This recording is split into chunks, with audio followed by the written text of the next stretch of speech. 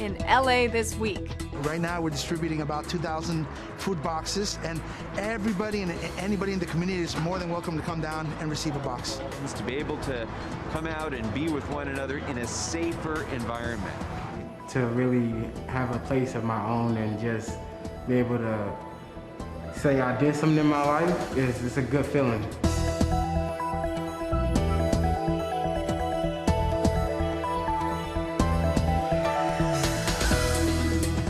Hello everyone, I am Natalia Bilbao. Here's what's happening in LA this week. We begin this episode with an oldie but goodie. Are you ready for an earthquake? Are your valuable items secured to avoid getting damaged? In fact, do you know how secure your home is? Maria Hall-Brown sat down with Jeff Napier from the LA Department of Building and Safety to get tips on which homes might be more reliable during a quake. It's been predicted that by the year 2044, there is a 75% chance that LA will incur an earthquake at the 7.1 level.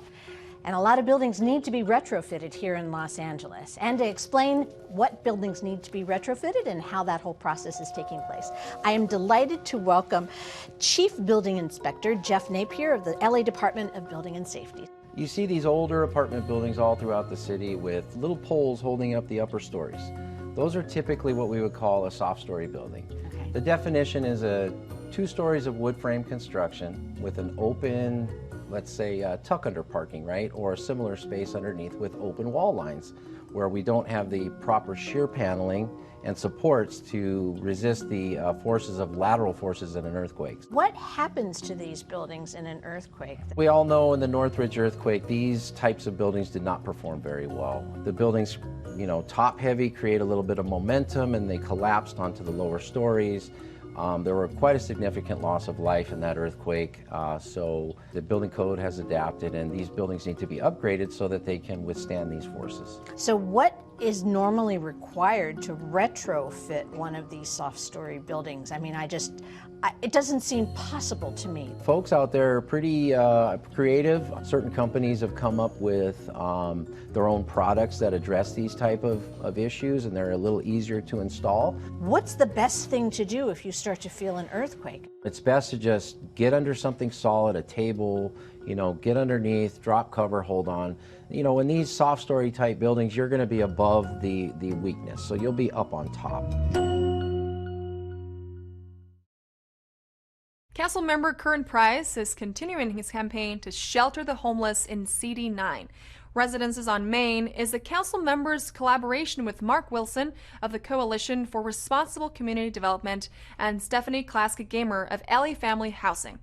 As you'll see, the results are music to your ears. Hi, I'm Stephanie Klasky-Gamer, President and CEO of LA Family Housing. We are so proud to celebrate the grand opening of Residences on Maine that we've developed in partnership with our colleagues at the Coalition for Responsible Community Development. CRCD and LA Family Housing are thrilled to hear the sounds of kids playing behind us because this courtyard was part of our dream and our vision 18 months ago when we began construction on Residences on Maine.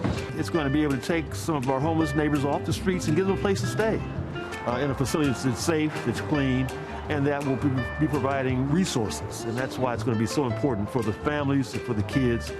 There are going to be resources here to help them be successful. And so we're excited about the collaboration of an established housing provider and a local community-based organization providing those services in a way that really brings this project together. We're providing housing, education, job support, job counseling. We're helping the young kids get their GEDs. We have a partnership with Trade Tech. So this is, again, one of several solutions in helping to alleviate the homelessness crisis here in LA with a particular focus on, young kids coming out of the foster care system. The success of Residences on Maine and the success of both of our organizations' work is really linked to partnerships and knowing that we are creating solutions out of homelessness that affect everybody, our neighbors who are housed, and most importantly, our neighbors without housing now. And don't look now, but the story will continue for Residences on Maine. We'll have more reporting in the coming weeks. Meanwhile, in Council District 12, Councilmember John Lee is doing outreach to those experiencing homelessness in his district as well. He teamed up with volunteers and yet another terrific nonprofit to feed the less fortunate.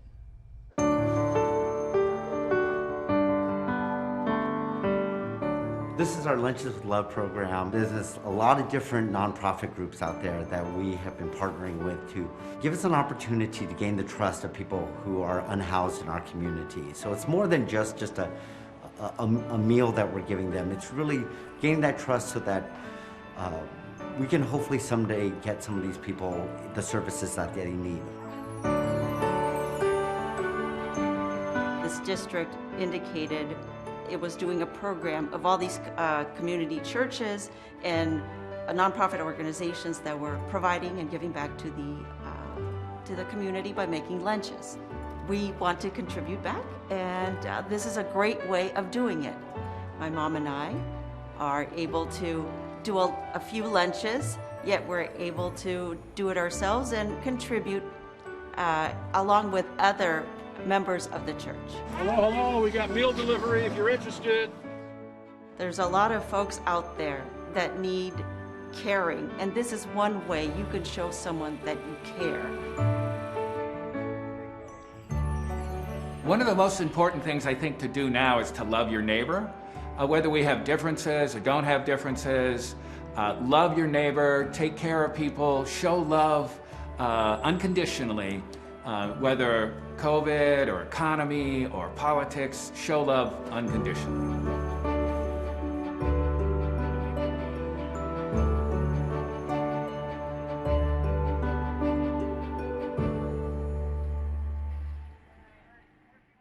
Los Angeles and the country have just gone through a pretty divisive election season. And I can think of no better way to put that division behind us than a mural celebrating unity, kids, and better days ahead. Just such a mural was recently unveiled at the Van Ness Rec Center in Council District 8. Take a look. So right here we have local artists working on a mural for the Van Ness Pool Rec Center.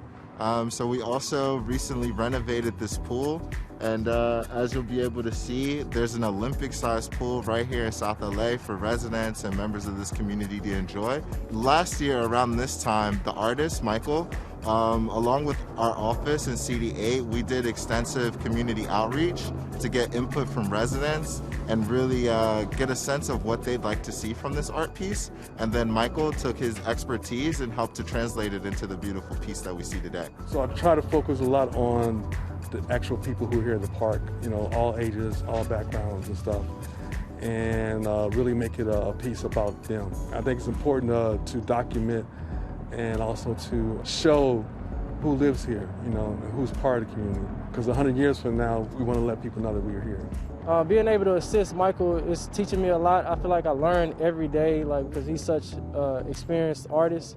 I think art like this is important because it shows a representation of who's in this community, and we also give honor to the people that's in this community, and it lets them know that they are special, and it shows beauty in the community. You know, it's really important to highlight the diversity of our city, as well as make sure that, you know, assets and community centers reflect the communities that they serve. And this piece really does that. You know, it's a beautiful piece of art by internationally renowned artists that's being commissioned right here in South LA.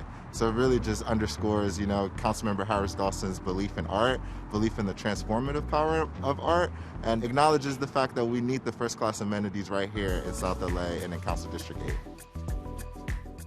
The Los Angeles Library has a celebrated digital image archive called Tessa that is both impressive and massive. But say you're looking for that awesome library exhibit that you just missed, and you really don't have time to surf Tessa until you find it. Well, that is where the LAPL Photo Friends have you covered. Check this out.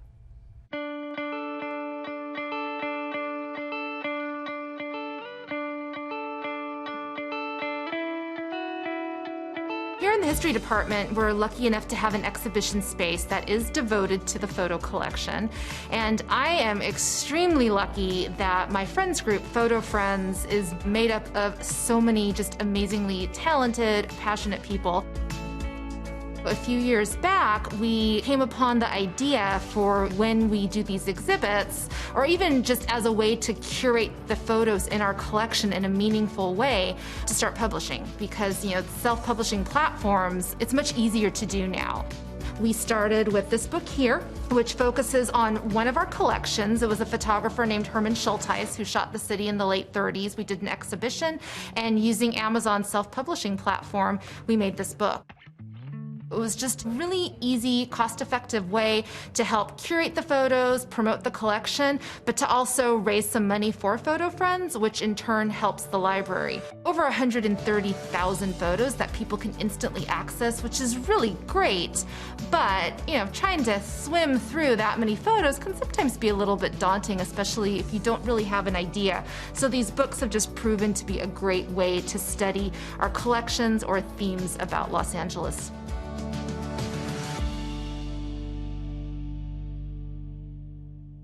Photo Friends of LAPL have been making these companion publications for their special collections for over a decade now. We'll catch a glimpse of one of those special collection exhibits later in the show. Battleship Iowa Museum celebrates Veterans Day. Metro Bike updates bike sharing in the West Side. And LA scores at the 2020 Digital City Survey Virtual Awards. These stories up next on City Beat. The Battleship Iowa Museum and Veterans National Entertainment Workshop celebrated Veterans Day with Veterans Day West, a free online concert with the theme of United We Stand, Stronger Together. U.S. military veterans from around the country performed songs about friendship and unity. Also featured were performances by opera singer Renee Fleming, Rich Little, Tanya Acker, and comedian B.J. Lang. Thank you to all of our veterans. Metro Bike is putting in the effort to update bike sharing in the West Side, as they have completed the first phase of the West Side Improvement Project. This includes upgrading 17 bike stations in West LA, Playa del Rey, and Venice. The project also includes converting the current system to a docked bike share system, which is compatible with classic and electric bikes with stations in downtown and central LA. With more stations being installed over the coming months, now is the time to ditch the car and hop on a bike. To learn more about the project, visit bikeshare.metro.net. Congratulations are in order for the City of Los Angeles, as LA came in second place in the 500,000 or more population category for the 2020 Digital Cities Survey Virtual Awards. The Digital Cities Survey is conducted July through August to examine the overall technology and plans of the city, and is welcome to all cities, towns, villages, and consolidated city and county governments. The award ceremony is presented in November, concurrently with the National League of Cities Conference. It's time for the lightning round of Angelenos who give back. First up, the Los Angeles Jewish Home continues their tradition of buzzing in seniors for flu shots. Then, Queens Care Health Center held an event offering flu vaccinations to, well, pretty much anybody who needed one.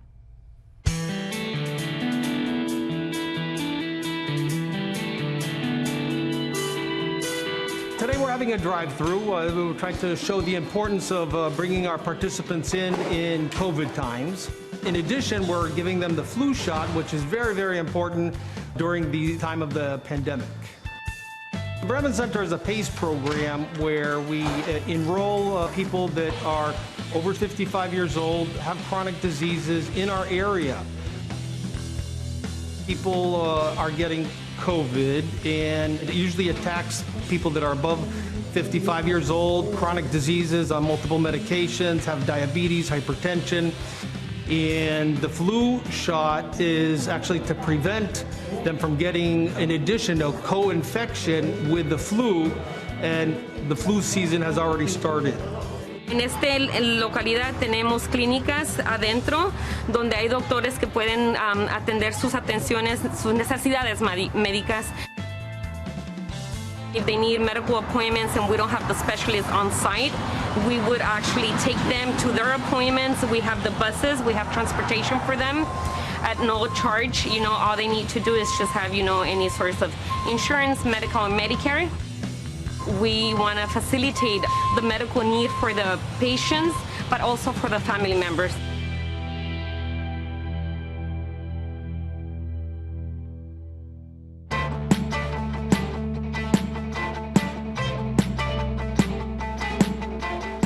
we're having a 2-week pop-up clinic free for the community for flu shots. So anybody can come in and get a free flu shot regardless of whether they have insurance or not.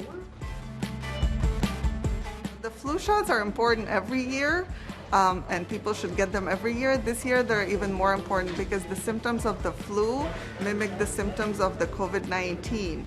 So we would like to immunize the community to make sure people stay healthy. Clorox and Direct Relief has actually made this event possible. They've donated $1 million to help protect against cold and flu. And Direct Relief has provided us the flu vaccinations that we have here at the free flu vaccine pop-up clinic. Usually the common misconception is that people think that they get sick after receiving a flu shot. This is a myth because the flu shots have inactivated vaccine in there, inactivated virus, so you cannot get sick from getting a flu shot. Some people do experience more side effects than others that can mimic flu symptoms, but it's not the flu. La importancia de este evento es, vuelvo a repetir, concientizar a la gente de que tenemos que vacunarnos para evitar un contagio más grande, ya sea de influencia o del virus que anda.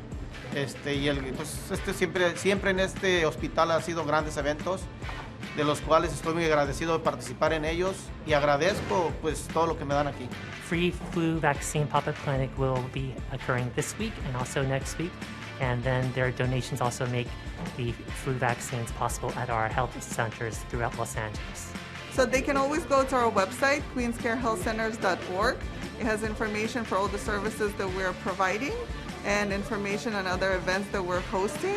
So please come in to get your flu vaccine to protect yourself, your family, and your community. Next, in our double dose of Angelinos who give back, we've got 2 events that offered cash-strapped families with an extra helping of groceries. Council member Mitch O'Farrell and the Salvation Army bring fresh produce to families in Hollywood. And in downtown LA, they are lining up to get a weekly helping hand from the Urban Partners Los Angeles.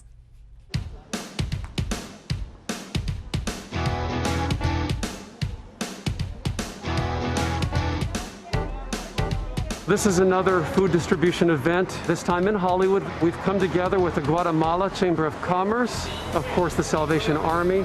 We've got college students, high school students, a lot of young people volunteering on a Saturday to make sure that there is less food insecurity right here in Hollywood, especially helping seniors.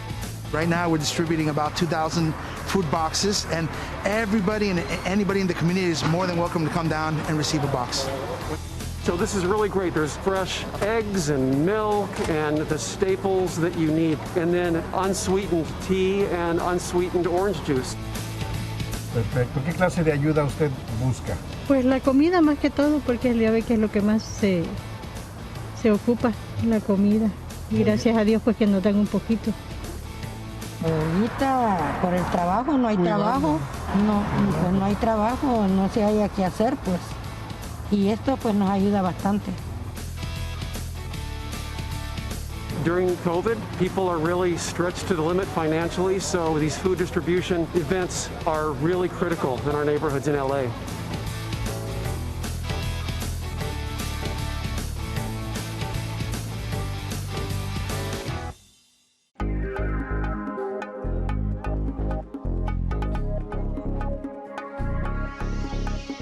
Today, like every Saturday, we are providing groceries for our neighbors. We provide approximately groceries for an entire week for a family of 4.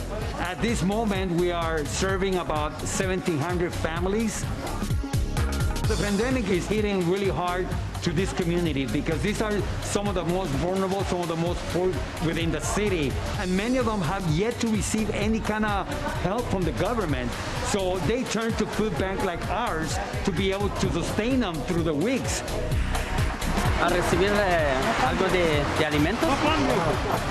Y pues ahorita pues mi esposa no está trabajando, pues así nos vamos a ayudar. We have multiple sources where we get our groceries from. Some come from Los Angeles Regional Bank, others from other distributors that open up their hearts and have given donations to the community. Bueno, gracias a Dios, es un gran ayuda para toda la semana. Y pues gracias a Dios que están dando y pues agradecemos.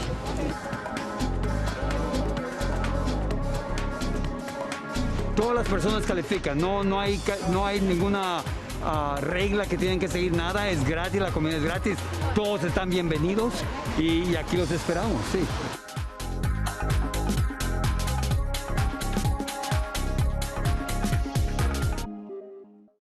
An exhibit at the Los Angeles Public Library honors an addition to the library's permanent collections.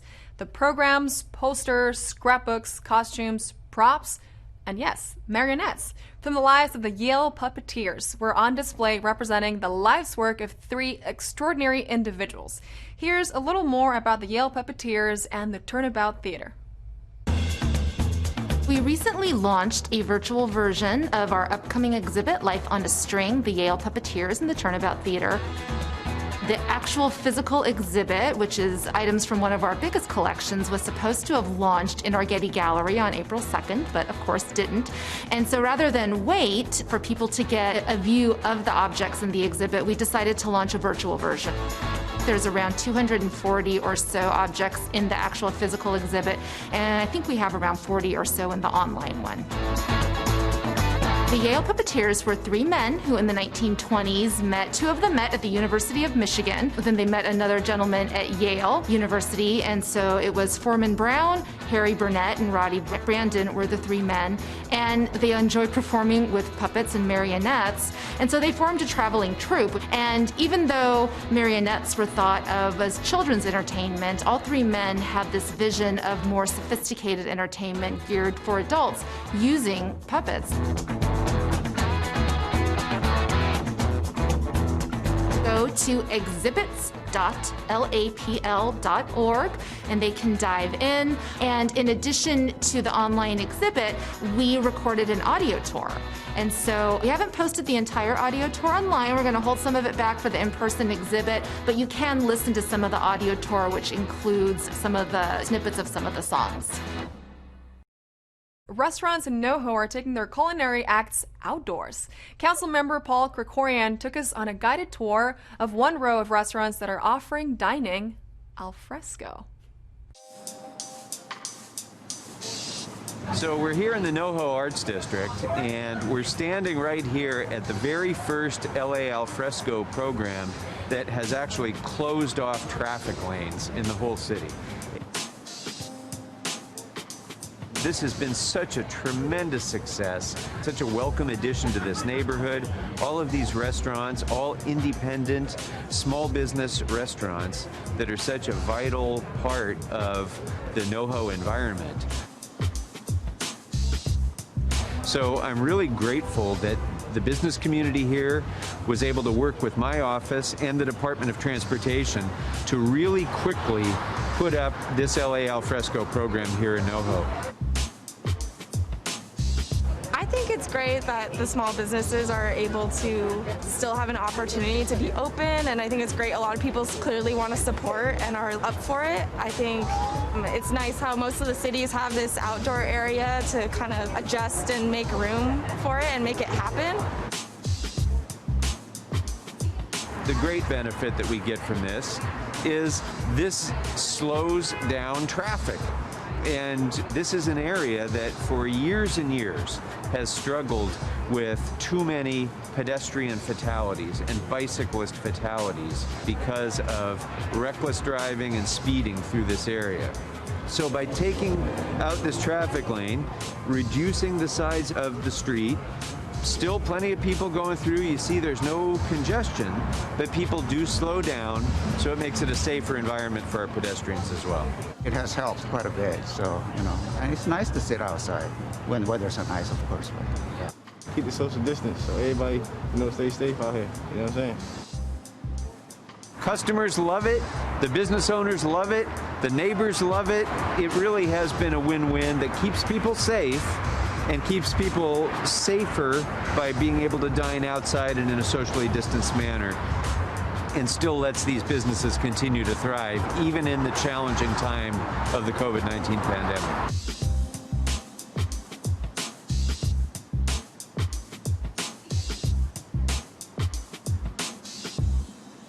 Try out a genealogy project with the LA Libraries.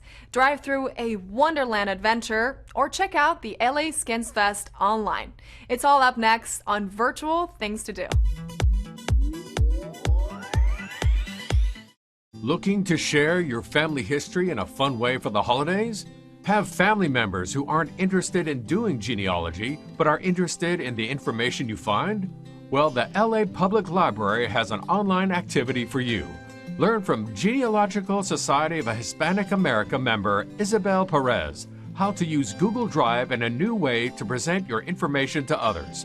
Create an interactive family history album to share and build upon. Don't miss Genealogy Garage, brought to you by the Los Angeles Public Library, beginning Saturday, November 21st, beginning at 1 p.m. Get in on all the fun. Email jhuffman@lapl.org to receive a Zoom invite. As snow settles over the candy-filled streets of Halloween, LA, a frosted, family-friendly adventure emerges in Woodland Hills. Celebrate the holiday season with millions of lights and themed decor during a festive Wonderland drive-thru show.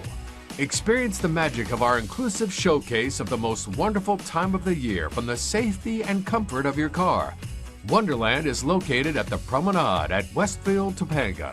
Don't miss the 2020 Wonderland Holiday Drive-Thru Adventure, beginning November 30th. For ticket information, visit SoCalWonderland.com.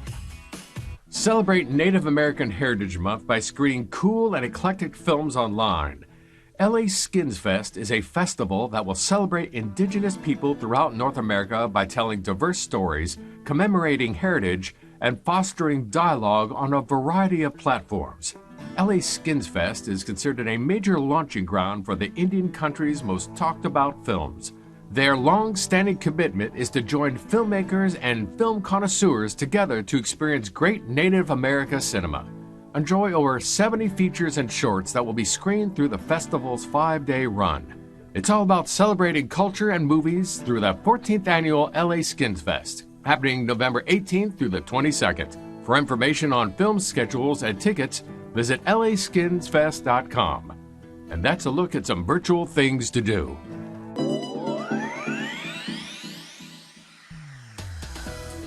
And that's it for this edition. I'm Natalia Bilbao.